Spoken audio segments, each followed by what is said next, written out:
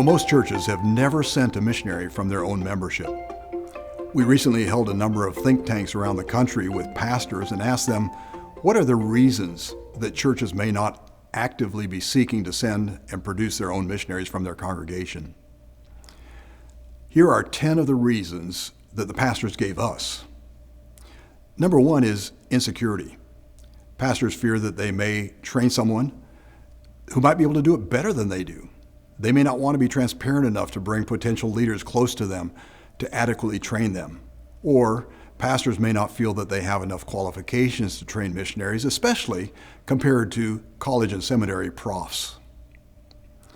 The second reason they gave us was that they are self-focused. There is the temptation for a pastor to build an empire, in which case it doesn't make sense to send away your best and brightest leaders. Some churches may be in survival mode, so it'd be a huge sacrifice to let go of some of your key people into missions. Number three that they gave us was perfectionism.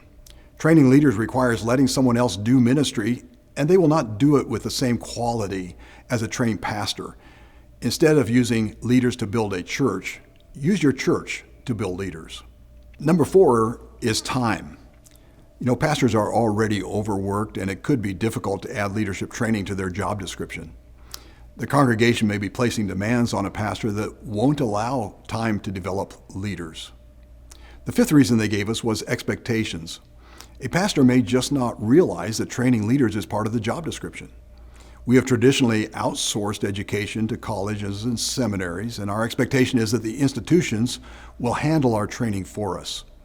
Yet there are many people in the pews who could be missionaries who wouldn't leave to study at an institution, so why not bring the institution to the church?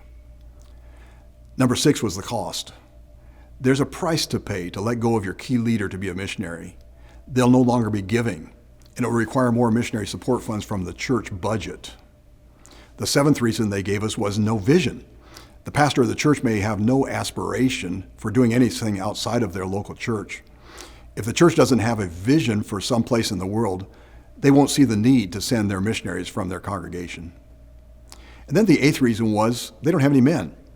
There may be a lack of potential leaders to train, and though most churches have men, they are not perceived to be the raw material for leadership development. Pastors may not be able to identify those who could be trained to be missionaries. And then number 9 was inexperience. Some pastors have never seen leadership training done in the local church. They just don't know how to do it. And then the 10th reason they gave us was priorities. With all the demands on a pastor's time, training leaders is just not at the top of the list.